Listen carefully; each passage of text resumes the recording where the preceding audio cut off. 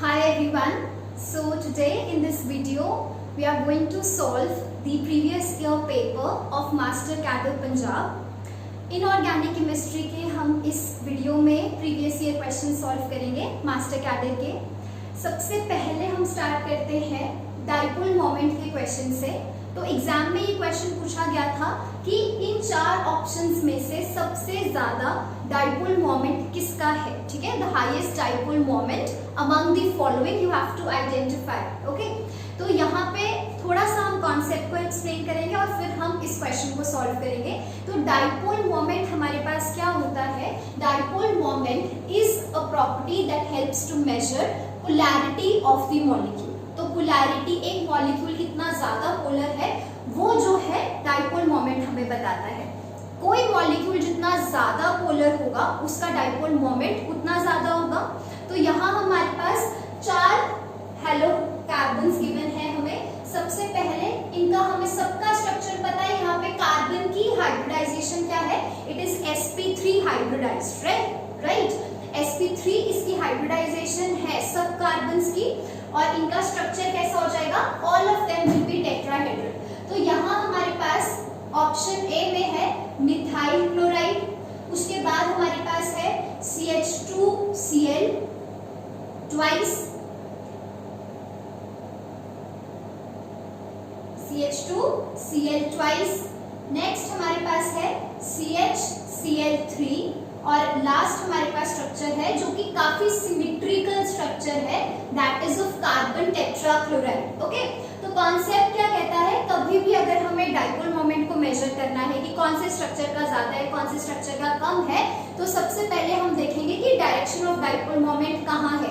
तो we know कि direction of dipole moment is from the central atom towards the surrounding atom, right, and also from more electropositive atom to more electronegative atom। तो यहाँ से हमारे पास क्या है? Carbon के कौन से सब्स्टिट्यूएंट्स हैं? कार्बन के पास हाइड्रोजन और chlorine as a substituent attached है, और हमें पता है क्लोरीन की इलेक्ट्रोनेगेटिविटी ज्यादा होती है। तो इस वजह से हमारे पास डाइपोल की डायरेक्शन क्या होगी? हाइड्रोजन इलेक्ट्रोपॉजिटिव है as compare to carbon. Carbon is more electronegative, तो ज्यादा इलेक्ट्रोपॉजिटिव सब्स्टिट्यूएंट से डाइपोल की डायरेक्शन क्या होगी? ज्यादा इलेक्ट्रोनेगेटिव एटम तक। तो ये सारे डाइपोल्स कार्बन की तरफ ओरिएंट होंगे, और उसके बाद क्या होगा? कार्बन और क्लोरीन में से chlorine is more electronegative atom, तो ये जो हमारा फोर्थ डाइपोल है वो जाएगा कार्बन से क्लोरीन की तरफ। तो यहाँ हम देख पा रहे हैं कि जो हमारा रिजल्टेंट डाइपोल मोमेंट है वो क्या है?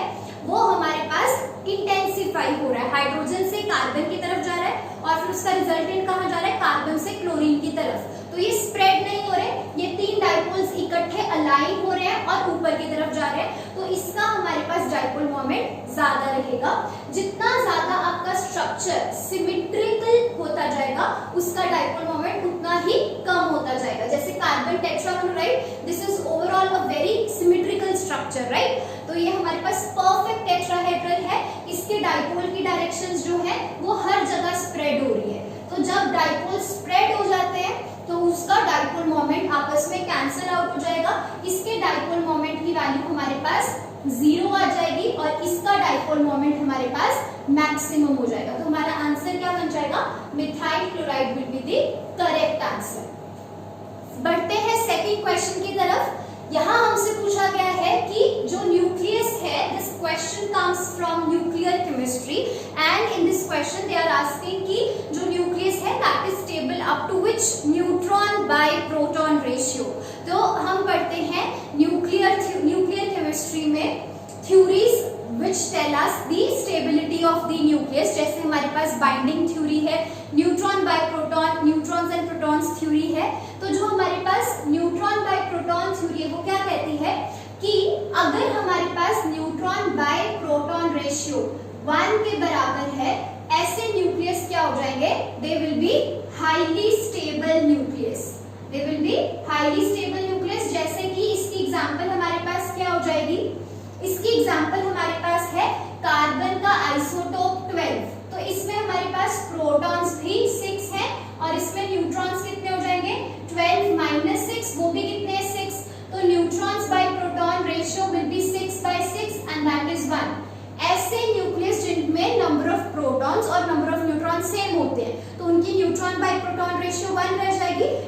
This kind of nucleus is highly stable. तुम्हारे पास इसका आंसर क्या हो जाएगा? That will be first. Okay, so our next question is from bio inorganic. Bio inorganic के लिए मैं मास्टर कैडर के सारे स्टूडेंट्स को एक एडवाइस देना चाहती हूँ। बायो इनऑर्गेनिक चैप्टर जो है वो बायोलॉजी सब्जेक्ट से रिलेटेड है, तो वो स्टूडेंट्स जो नॉन मेडिकल बैकग्राउंड में से हैं, उन्होंने बायोलॉजी नहीं पढ़ी हुई है, उनको ये चैप्टर जब मैं स्टूडेंट्स को पढ़ा रही थी तो टफ लगता है, ठीक है। तो उनके लिए मैंने ये बात बोली थी कि आप क्या करो, जो बायो इनऑर्गेनिक में हमने प्रोटीन्स पढ़ने हैं, जैसे यहाँ पे क्वेश्चन आया था हीमोग्लोबिन और मायोग्लोबिन का, ठीक है।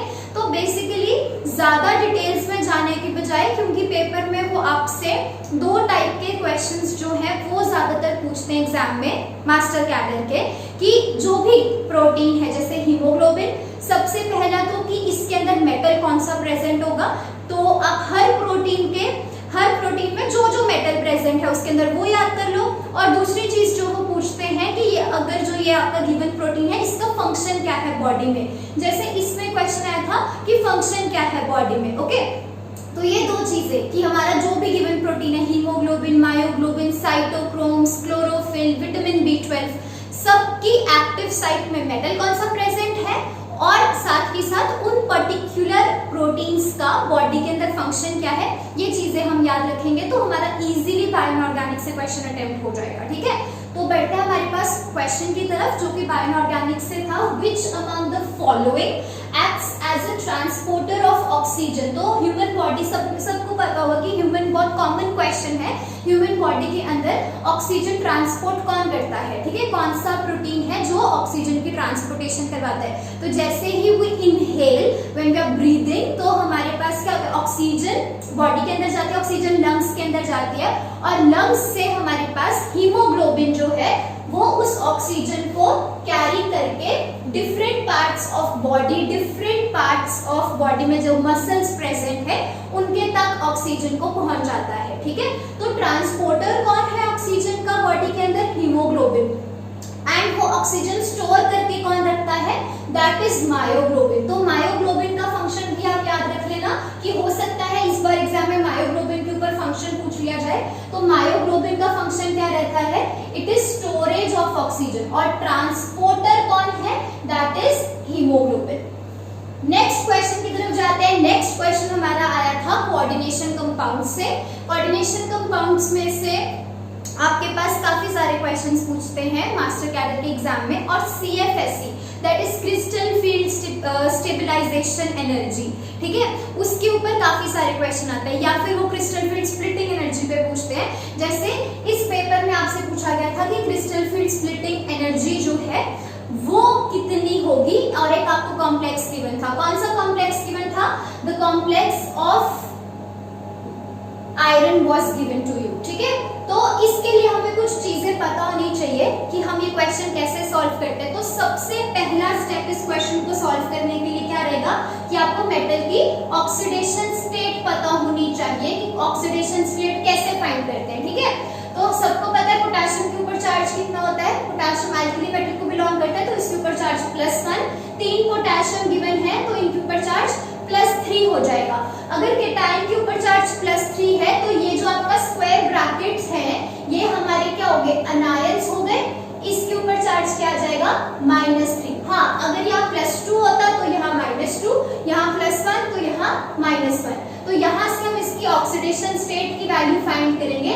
लेट्स सपोज कि आयरन की ऑक्सीडेशन स्टेट कितनी है, X, प्लस साइनाइड कितने हैं, 6। एक साइनाइड के ऊपर चार्ज कितना है, -1। तो ओवरऑल बाहर चार्ज कितना आ जाएगा हमारे पास, -3। और यहाँ से हमें पता लग गई कि ऑक्सीडेशन स्टेट की वैल्यू हमारे पास कितनी आई है, +3।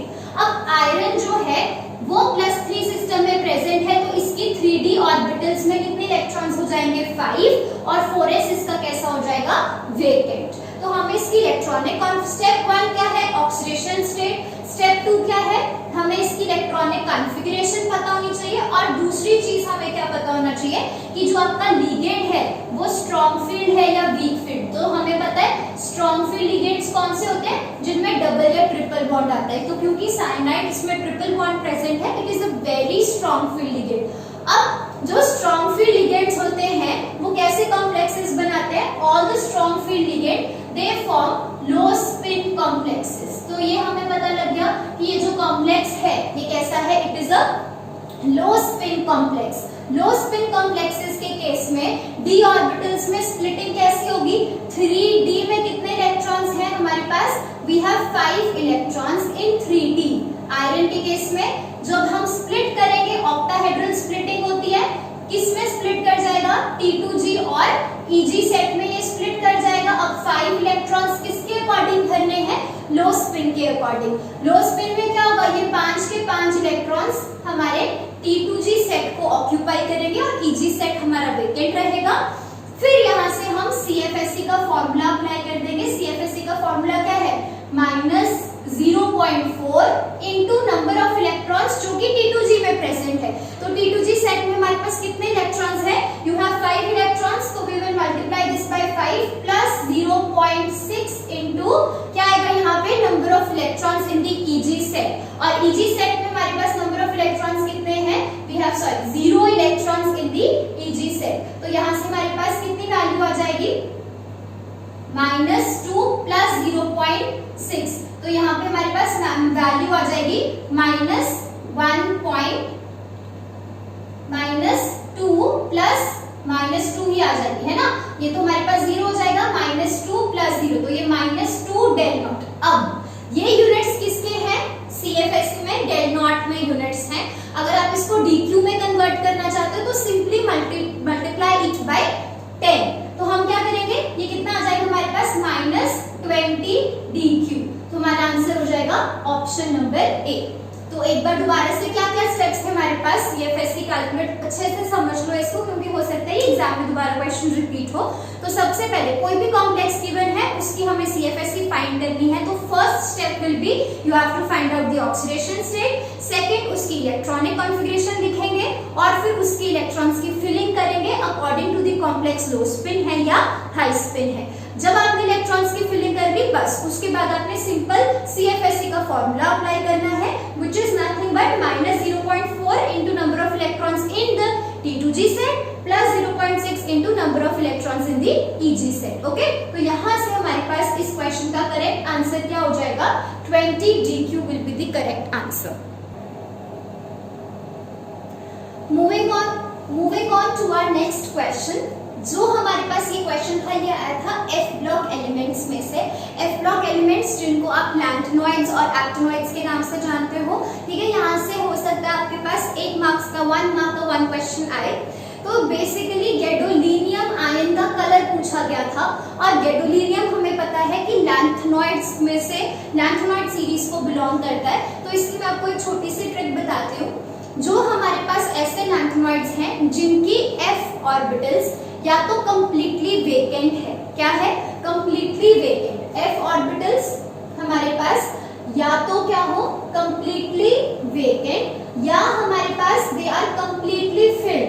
तो कंप्लीटली वेकेंट की हमारे पास एग्जांपल क्या हो जाएगी, लैंथेनम 3+। हाफ फिल्ड होंगे जैसे कि गैडोलीनियम हो गया, गैडोलीनियम 3+, या फिर फुली फिल्ड।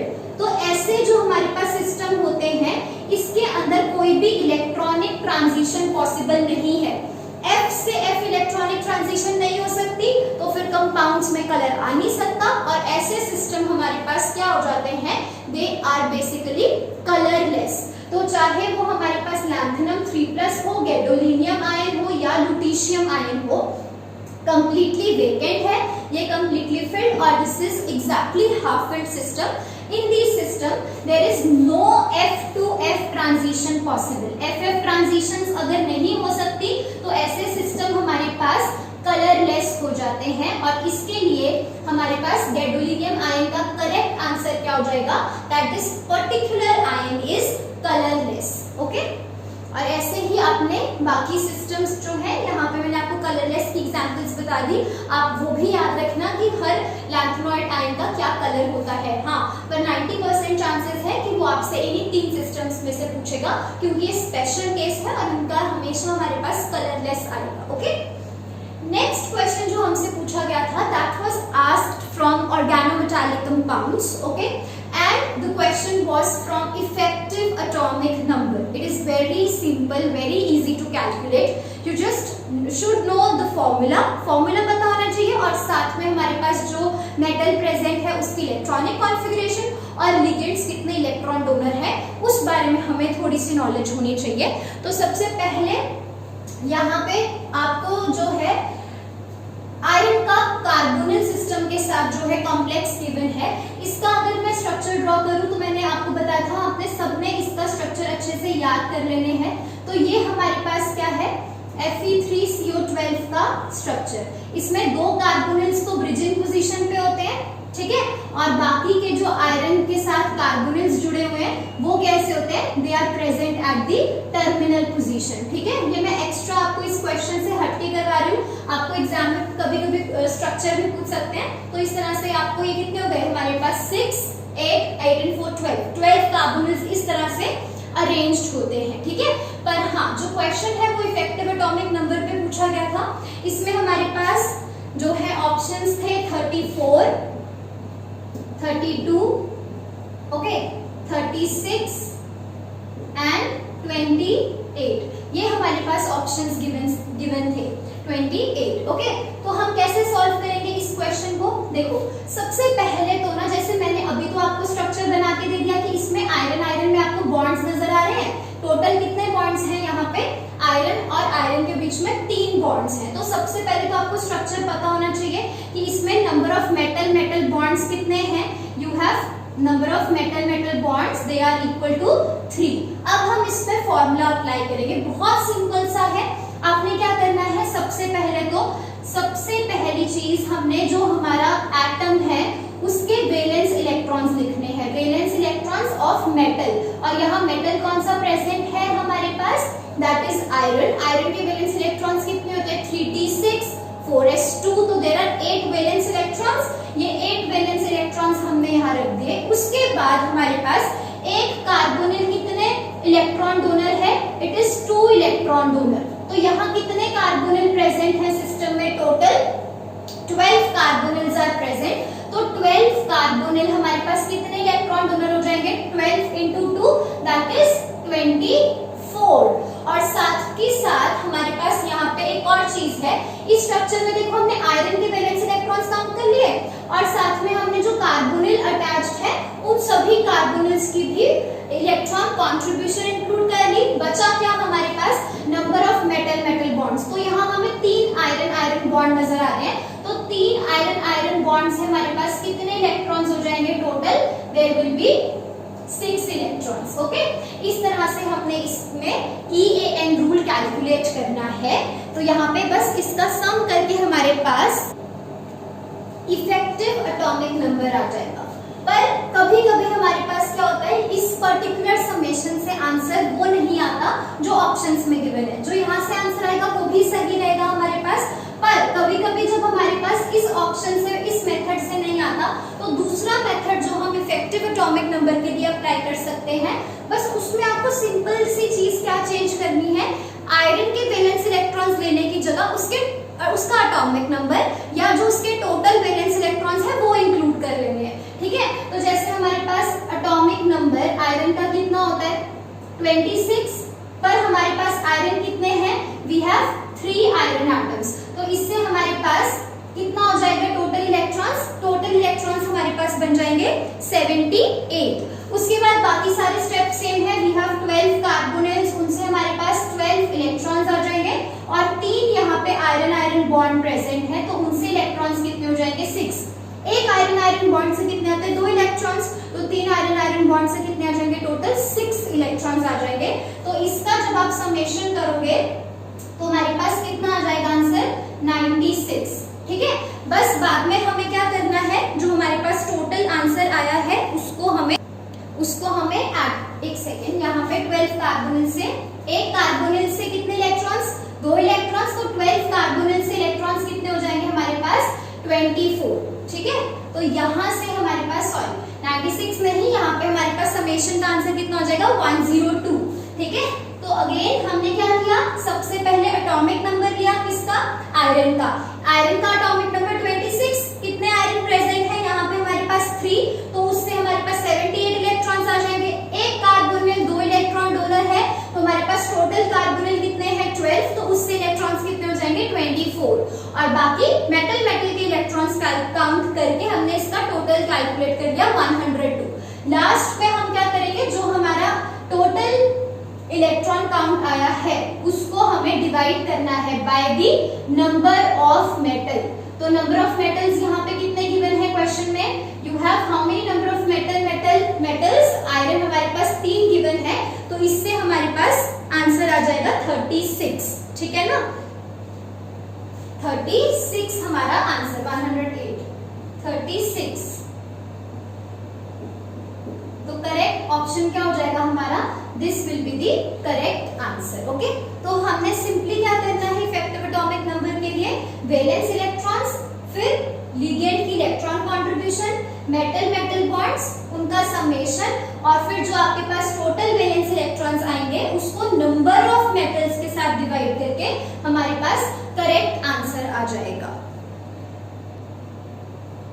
तो अगला क्वेश्चन जो था वो हमारे पास था एस ब्लॉक एलिमेंट्स में से, ठीक है, एल्कलीन अर्थ मेटल्स के जब आप सॉल्ट्स पढ़ते हो तो उसमें हम देखते हैं कैल्शियम सल्फेट, ठीक है। इसमें आप जिप्सम पढ़ते हो और प्लास्टर ऑफ पेरिस पूछते, तो क्वेश्चन आया था प्लास्टर ऑफ पेरिस पे, what is the correct chemical formula of plaster of Paris. जिन स्टूडेंट्स ने ये क्वेश्चन किया हुआ है एग्जाम, मतलब बुक में से पढ़ा हुआ है या नोट्स में से पढ़ा हुआ है, आपको पता होगा कैल्शियम जो हमारे पास प्लास्टर ऑफ पेरिस है पीओपी, उसका करेक्ट फॉर्मूला होता है calcium sulphate dot half H2O, ठीक है। तो एक्चुअल में ऑप्शंस में वो कहीं पे भी नहीं था जब एग्जाम में पूछा गया था क्वेश्चन, तो इट वाज बेसिकली आंसर जो सही है वो है हाफ H2O।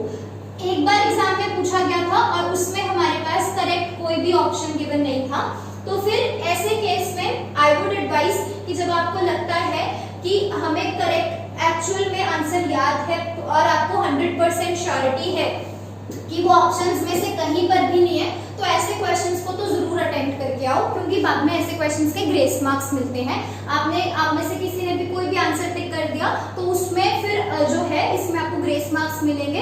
कोई भी ऑप्शन सही नहीं है, ठीक है। तो यहाँ पे हमारे पास मैं यही एडवाइस करूंगी, तो आप कैल्शियम सल्फेट को टिक करके आना, ठीक है। तो ये हमारे पास ठीक हो जाएगा, ग्रेस मार्क्स मिल जाएंगे। पर हाँ, जो एक्चुअल में फॉर्मूला है वो क्या है, calcium sulphate dot half H2O, ठीक है। तो दिस इज द करेक्ट। हाँ, अगर एग्जाम में ये क्वेश्चन रिपीट होता है और आपके पास हाफ H2O आता है ऑप्शंस में, तो यही करेक्ट होगा, ठीक है। जैसे मास्टर कैडर के हमारे पास एक पेपर में ये क्वेश्चन आया था और फिर दोबारा से यही क्वेश्चन दूसरे पेपर में रिपीट हुआ था, जिसमें ऑप्शंस में करेक्ट आंसर भी गिवन था, तो फिर उस केस में आपने इसी को करेक्ट करना है। एक्चुअल में पीओपी का फॉर्मूला क्या है, कैल्शियम सल्फेट डॉट 0.5 H2O या हाफ H2O, और 2 H2O लगता है हमारे पास जिप्सम का फॉर्मूला, ठीक है। तो ये जिप्सम का केमिकल फॉर्मूला है।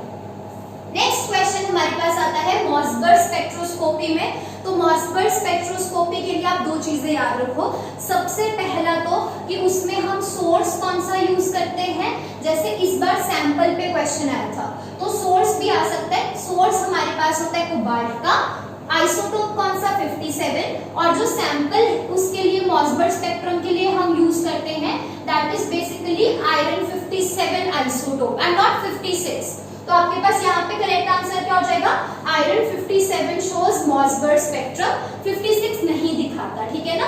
पर हो सकता है इस बार क्वेश्चन आपके पास सोर्स के ऊपर पूछ लिया जाए, तो सोर्स कौन सा यूज करते हैं हम, source used is of cobalt isotope 57।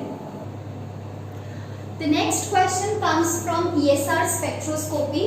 तो आप ये चीज ऑब्जर्व कर रहे होंगे, अभी तक हमने एक पेपर डिस्कस किया है, ठीक है। 9th क्वेश्चन पे हम पहुंच चुके हैं, किसी भी चैप्टर में से क्वेश्चन रिपीट नहीं हुआ। और कौन से चैप्टर्स में से क्वेश्चन कर लिया हमने, कोऑर्डिनेशन हो गया, ऑर्गेनोमेटालिक कंपाउंड्स हो गया, एफ ब्लॉक में से क्वेश्चन आ चुका है ना। और हमारे पास जो डाइपोल मोमेंट था, केमिकल बॉन्डिंग में से क्वेश्चन आ चुका है, ESR का क्वेश्चन है हमारे पास, मॉसबर्ग का हम कर चुके हैं। ये जो हमारे पास क्वेश्चन है ये कोऑर्डिनेशन का है। इससे पहले क्वेश्चन क्या था, हमने कोऑर्डिनेशन का CFSE का, तो सिर्फ कोऑर्डिनेशन के आपके पास क्वेश्चन 2 आए थे, बाकी सारे हर एक एस ब्लॉक एलिमेंट्स में से आपने क्वेश्चन पूछा, तो अगर मान लो इनऑर्गेनिक केमिस्ट्री में से 10 क्वेश्चन भी पेपर में आएंगे तो वो 10 के 10 अलग चैप्टर में से होंगे, ठीक है। हार्डली कोई ऐसा चैप्टर होगा जो रिपीट होगा, और ज्यादातर चांसेस है केमिकल बॉन्डिंग के और कोऑर्डिनेशन में से क्वेश्चंस के रिपीट होने के। तो you have to be well prepared कि हाँ हर चैप्टर में से क्वेश्चन आ सकता है आपके पास। अब हम सॉल्व करेंगे ESR स्पेक्ट्रोस्कोपी पे क्वेश्चन, पर हाँ क्वेश्चंस काफी इजी पूछे जाते हैं एग्जाम में, कुछ ऐसा टफ नहीं आएगा जो आपने कभी पढ़ा नहीं होगा या सुना नहीं होगा, ठीक है। तो जैसे ये क्वेश्चन था, बहुत सिंपल क्वेश्चन था, आपको बस पता होना चाहिए ESR का सिलेक्शन रूल क्या है। तो यहाँ पे क्वेश्चन पूछा गया है कि which among the following metal ion is ESR active. तो कौन से ESR एक्टिव मॉलिक्यूल्स होते हैं जिनके पास number of unpaired electrons present हो। अब इन चारों में से जिसके पास अनपेयर्ड इलेक्ट्रॉन है वो आपका सिस्टम क्या हो जाएगा, ESR एक्टिव हो जाएगा। जैसे फॉर एग्जांपल हमारे पास क्या है, सबसे पहला सिस्टम जिंक 2 पॉजिटिव में प्रेजेंट है, इसकी इलेक्ट्रॉनिक कॉन्फ़िगरेशन क्या हो जाएगी, 3d10 4s0, सारे इलेक्ट्रॉन्स पेयर हो जाएंगे, सिस्टम कैसा हो जाएगा, डायामैग्नेटिक। और डायामैग्नेटिक क्या होता है, ESR इनएक्टिव हो जाएगा। फिर कैडमियम, ये क्या हो जाएगा, 4d10 5s0, mercury 5d10 6s0। ये सारे कॉम्प्लेक्सेस कैसे हैं, डायामैग्नेटिक, और जो डायामैग्नेटिक कॉम्प्लेक्सेस होते हैं दे आर ESR इनएक्टिव। सभी ESR इनएक्टिव हैं। बस ये जो आपका सिस्टम था कॉपर 2 प्लस, ये क्या है 3d9 4s0। तो 9 इलेक्ट्रॉन्स में d ऑर्बिटल्स में हम कैसे फिल कर सकते हैं, ये हो गए हमारे 9 इलेक्ट्रॉन्स इन d ऑर्बिटल्स। तो यहाँ एक अनपेयर्ड इलेक्ट्रॉन बचता है, जिसकी वजह से ये हमारा जो सिस्टम है दिस बिकम्स पैरामैग्नेटिक, और पैरामैग्नेटिक सब्सटेंसेस ESR में एक सिग्नल आपको देते हैं, ये क्या हो जाएंगे, ESR एक्टिव। और ESR एक्टिव होने की वजह से ये सिस्टम आपको ESR में एक सिग्नल देगा, ठीक है ना। नेक्स्ट हमारे पास क्वेश्चन था कोऑर्डिनेशन कंपाउंड्स में से, और ये क्वेश्चन पूछा गया था कोऑर्डिनेशन नंबर के ऊपर। बस आपको क्या पता होना चाहिए, मैं आपको एक ट्रिक बताऊंगी निकल, पैलेडियम और प्लैटिनम फैमिली से रिलेटेड, ठीक है। इसमें बस हमें ये पता होना चाहिए कि जो हमारे पास पैलेडियम और प्लैटिनम है उसके केस में ऑक्सीडेशन स्टेट और कोऑर्डिनेशन नंबर क्या रहता है। तो आपने याद कैसे करना है, निकल ये हमारे पास जो है ये 2+ में एग्जिस्ट कर सकता है, और निकल 4+ में एग्जिस्ट कर सकता है, ठीक है।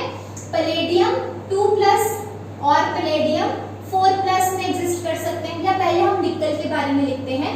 निकल के जो कॉम्प्लेक्सेस है 2 पॉजिटिव में वो ज्यादातर कैसे रहते हैं, कोऑर्डिनेशन नंबर 4। जब भी आपको निकल का ऑक्सीडेशन स्टेट +2 दिखेगी ना, तो उसमें हमेशा कोऑर्डिनेशन नंबर 4 होगा, और जब निकल हाई ऑक्सीडेशन स्टेट दिखाता है तब उसका कोऑर्डिनेशन नंबर 6 रहता है।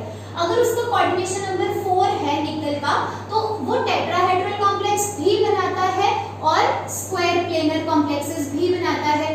टेट्राहेड्रल की एग्जांपल वीक फील्ड लिगेंड्स के साथ आती है, और स्क्वायर प्लेनर वो बनाता है स्ट्रॉन्ग फील्ड लिगेंड्स के साथ। ऑक्टाहेड्रल कॉम्प्लेक्सेस में निकल की ऑक्सीडेशन स्टेट हमेशा +4 रहती है, जैसे निकल F6 2 नेगेटिव, ठीक है। ये तो हो गया निकल। पर जो हमारे पास पैलेडियम और प्लैटिनम है, अगर वो 2+ ऑक्सीडेशन स्टेट में है, या फिर पैलेडियम और प्लैटिनम कहाँ है, 4+ ऑक्सीडेशन स्टेट में, तो इसका आपने कैसे याद रखना है कि इसमें कोऑर्डिनेशन नंबर 4+ में कोऑर्डिनेशन नंबर 6, ये तो बनाएंगे आपके पास ऑक्टाहेड्रल। पर डिफरेंस क्या है, पैलेडियम जब 2+ दिखाता है कोऑर्डिनेशन नंबर 4 में, उसका टेट्राहेड्रल भी हो सकता है और स्क्वायर प्लेनर स्ट्रक्चर भी हो सकता है, ठीक है ना। पर जो हमारे पास पैलेडियम और प्लैटिनम है वो कोऑर्डिनेशन नंबर 4 के केस में only and only square planar complexes ही बनाते हैं, कभी भी टेट्राहेड्रल आपको मिलेगा ही नहीं पैलेडियम और प्लैटिनम का, ठीक है ना। तो क्वेश्चन क्या था, addition of chlorine to palladium +2 will result in। तो पैलेडियम +2 में है, तो हमें पता है कोऑर्डिनेशन नंबर क्या रखना है, हमें 4। यहां से क्वेश्चन आया था आपके पास, तो यहां हमें क्या रखना है, कोऑर्डिनेशन नंबर 4 ही होना चाहिए। तो हमारे पास आंसर इन दोनों में से आएगा। टेट्राहेड्रल पैलेडियम और प्लैटिनम कभी हो ही नहीं सकते हैं, तो हमारे पास करेक्ट आंसर क्या आ जाएगा, this will be the correct answer in which palladium, इसका कोऑर्डिनेशन नंबर 4 है, और ज्योमेट्री कैसी हो जाएगी इसकी, that will B square planar. Now the next question that comes from P block elements. P block elements में या आप इसमें P block में भी पढ़ सकते हो आप इसको, और साथ के साथ हम इसको पढ़ते हैं मेटलर्जी में। तो मेटलर्जी में हमारे पास एक प्रोसेस होता है रोस्टिंग और एक होता है कैल्सिनेशन, ठीक है। तो ये क्वेश्चन पूछा गया था रोस्टिंग पे। रोस्टिंग में हम क्या करते हैं, जैसे जिंक ओर है, आपको पता है जिंक ओर कौन सी है, जिंक सल्फाइड। तो जब जिंक सल्फाइड की रोस्टिंग करते हैं, रोस्टिंग का मतलब क्या होता है, roasting means burning in the presence of oxygen. तो सिंपल है, ऑक्सीजन की प्रेजेंस में अगर आप इसको बर्न करोगे तो क्या होगा, जिंक की भी ऑक्साइड बन जाएगी और साथ में सल्फर की भी ऑक्साइड बन जाएगी। तो हमारे पास क्या हो जाएगा, third option will be the correct answer, ठीक है। जब भी रोस्टिंग करते हैं, रोस्टिंग का मतलब क्या होता है, you have to just feed the ore with oxygen, ठीक है। एयर की प्रेजेंस में बर्न करोगे तो उसे ऑक्सीजन मिलेगी, जो भी आपका सिस्टम था वो अपनी ऑक्साइड्स में कन्वर्ट हो जाएगा। और सिर्फ सल्फर क्यों कन्वर्ट होगा या सिर्फ जिंक क्यों कन्वर्ट होगा, दोनों ही कन्वर्ट होंगे ना, जिंक की भी ऑक्साइड बन जाएगी और सल्फर की भी हमारे पास ऑक्साइड बन जाएगी। नेक्स्ट क्वेश्चन आता है फिर से ESR से। इसमें पूछा गया था कि अगर अनपेड, जैसे आपको एक कॉम्प्लेक्स दे दिया, कोऑर्डिनेशन कॉम्प्लेक्स कॉपर का, ठीक है, ESR में भी पढ़ते हैं इसको, कोऑर्डिनेशन में भी पढ़ते हैं, ठीक है। एक कॉम्प्लेक्स दे दिया था coordination compound copper 2+D9 system हो गया।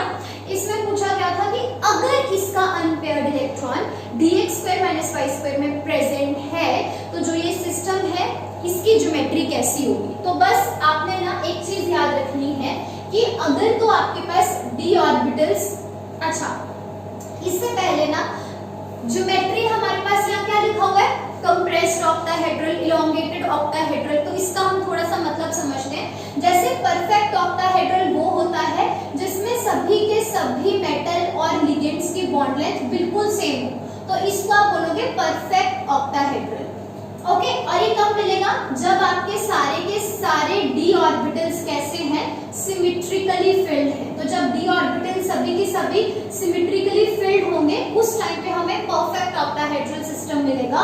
और इसकी एग्जांपल हमारे पास कैसी हो जाएगी, जैसे D10 system, D5 high spin system, D3 system, D8 system. तो all of these are perfect octahedral. एक होता है इलोंगेटेड ऑक्टाहेड्रल, जिसमें इलोंगेटेड का मतलब क्या है हमारे पास, इलोंगेटेड मींस कि जो z एक्सिस वाले मेटल और लिगेंड के बॉन्ड्स होंगे वो इलोंगेटेड होंगे x और y से, as compare to x and y, इसके हमारे पास इलोंगेटेड होंगे बॉन्ड्स।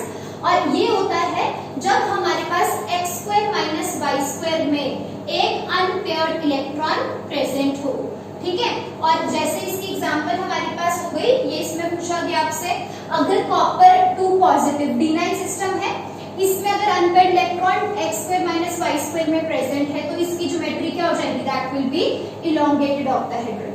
और अगर हमारे पास अनपेयर्ड इलेक्ट्रॉन किसमें प्रेजेंट हो, z² में, ठीक है, तो उस टाइम पे हमारे पास कंप्रेस्ड ऑक्टाहेड्रल स्ट्रक्चर मिलता है। तो ये स्ट्रक्चर कैसा है, this is basically compressed octahedral structure. ये कब मिलेगा, जब आपका अनपेयर्ड इलेक्ट्रॉन किसमें प्रेजेंट हो, z² में। तो ये आपने ट्रिक याद रखनी है, इसके बेसिस पे हम क्वेश्चन को सॉल्व करेंगे।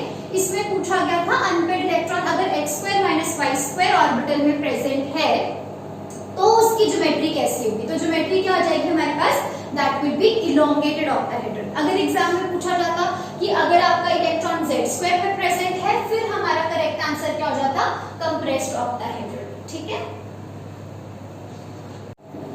Again, the next question comes from coordination compounds, और इसमें पूछा गया था कि अगर हमारे पास कॉम्प्लेक्स गिवन है, थोरियम का कॉम्प्लेक्स गिवन था और इसका कोऑर्डिनेशन नंबर हमें बताना था।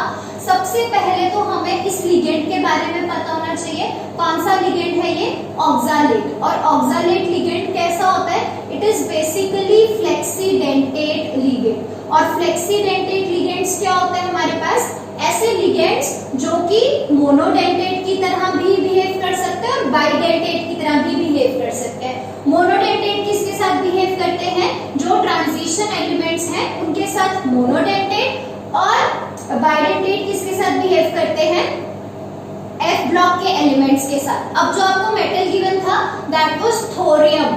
तो थोरियम क्या है, F ब्लॉक का एलिमेंट, इसके साथ ऑक्सैलेट कैसे बिहेव करेगा, एज बाइडेंटेट लिगेंड। और फिर कोऑर्डिनेशन नंबर क्या हो जाएगा हमारे पास, जितने नंबर ऑफ लिगेंड्स हैं, ठीक है, मल्टीप्लाइड बाय देयर डेंटिसिटी। तो कितने नंबर ऑफ लिगेंड्स गिवन है हमें, ऑक्सैलेट कितने हैं 4, मल्टीप्लाइड बाय इसकी डेंटिसिटी कितनी होती है, जो ऑक्सैलेट लिगेंड है वो बाइडेंटेट बिहेव करता है किसके साथ, थोरियम के साथ। तो हमारे पास इसकी डेंटिसिटी की वैल्यू 2 आ जाएगी, making the coordination number to be 8। तो 8 हमारे पास इसका करेक्ट आंसर हो जाएगा, ठीक है। नेक्स्ट क्वेश्चन हमसे पूछा गया था इनर्ट पेयर इफेक्ट से, केमिकल बॉन्डिंग से ये क्वेश्चन बनता है, इनर्ट पेयर इफेक्ट का क्वेश्चन है। हम इनर्ट पेयर इफेक्ट में क्या पढ़ते हैं कि जो पी ब्लॉक एलिमेंट्स है उनमें जैसे जैसे आप टॉप से बॉटम आते रहते हो तो उससे क्या होता है, हमारे पास जो लोअर ऑक्सीडेशन स्टेट है उसकी स्टेबिलिटी बढ़ती रहती है। जैसे ये सारे एलिमेंट्स कहाँ के गिवन थे आपको, ग्रुप 13 के एलिमेंट्स गिवन थे। ग्रुप 13 के एलिमेंट्स में कौन से एलिमेंट्स आते हैं, boron, aluminium, gallium, indium and thallium. और 13 ग्रुप के एलिमेंट्स आपको कौन सी ऑक्सीडेशन स्टेट शो करते हैं, दे शो यू +1 एंड +3। तो ये सभी एलिमेंट्स +1 भी दिखा सकते हैं और +3 भी दिखा सकते हैं। पर जैसे जैसे हम बोरॉन से थैलियम की तरफ शिफ्ट करते हैं तो टॉप से bottom tendency of low oxidation state, इनमें से लो कौन सी है, +1। तो when you are moving from top to bottom, tendency to show the low oxidation state it increases, okay?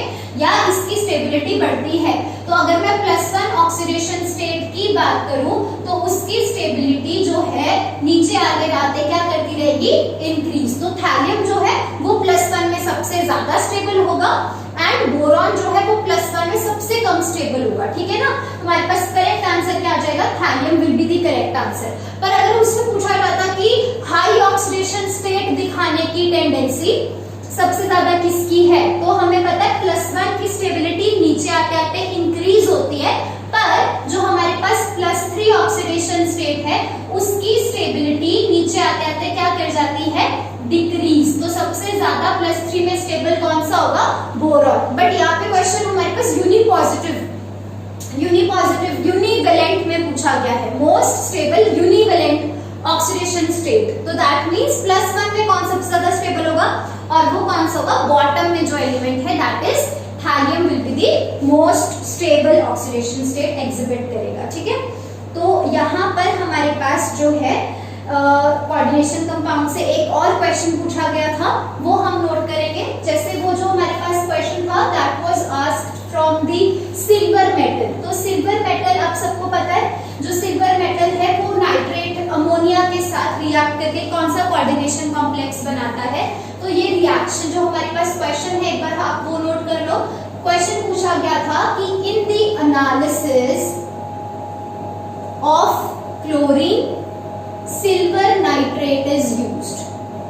In the analysis of chlorine, silver nitrate is used. ठीक है, तो फिर उससे उन्होंने हमसे पूछा था the precipitate formed are soluble in ammonia. इससे जो precipitate बनेंगे they are the precipitate formed are soluble in ammonia.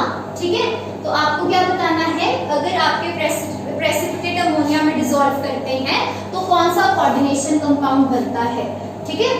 What is the correct formula of the coordination compound form, correct formula of the coordination compound form. तो मैं आपको इसकी बताते हो, analysis of chlorine, chlorine की analysis में उन्होंने क्या बोला, क्या यूज करते हैं, सिल्वर नाइट्रेट। तो आप सिल्वर नाइट्रेट यूज कर रहे हो for the analysis of chlorine, क्या बन जाएगा, सिल्वर क्लोराइड के प्रेसिपिटेट्स बन जाएंगे हमारे पास, ठीक है। तो precipitates are soluble in ammonia, जैसे आप इसको अमोनिया में डिसॉल्व करते हो ये इसमें सॉल्युबल हो जाते हैं। तो हमारे पास क्या बन जाता है, सिल्वर का अमोनिया के साथ कॉम्प्लेक्स। अब ये जो है इसका आपके पास फॉर्मूला पूछा गया था कि जो कोऑर्डिनेशन कंपाउंड बनेगा उसका करेक्ट फॉर्मूला क्या हो जाएगा। तो ये उसका करेक्ट फॉर्मूला है, सिल्वर का कोऑर्डिनेशन नंबर मैक्सिमम कितना रहता है, 2, ठीक है ना। तो ये क्वेश्चंस हमसे पूछे गए थे प्रीवियस ईयर पेपर में, मास्टर कैडर पंजाब से। तो कंक्लूजन क्या है, सबसे पहले तो मास्टर कैडर के जो पेपर में हमारे पास क्वेश्चन आते हैं उनका लेवल इजी रहेगा। दूसरी बात, कम से आपके पास हर 4 पेपर में से एक क्वेश्चन रहेगा, बट क्वेश्चन हमारे पास इजी रहेंगे। कोऑर्डिनेशन कंपाउंड जो होगा वो हमारे पास सबसे ज्यादा इंपॉर्टेंट रहेगा, तो उसको आपने अच्छे से करके जाना है। बाकी कोऑर्डिनेशन नंबर से क्वेश्चंस आते हैं, क्रिस्टल फील्ड स्टेबलाइजेशन एनर्जी से क्वेश्चन पूछे जाते हैं, ठीक है। और हमारे पास लिगेंड्स की जो डेंसिटी है, ठीक है, वो हमसे पूछी जाती है। ऑर्गेनोमेटालिक कंपाउंड्स के लिए इफेक्टिव एटॉमिक नंबर रूल आपने अच्छे से याद करके जाना है। ओके।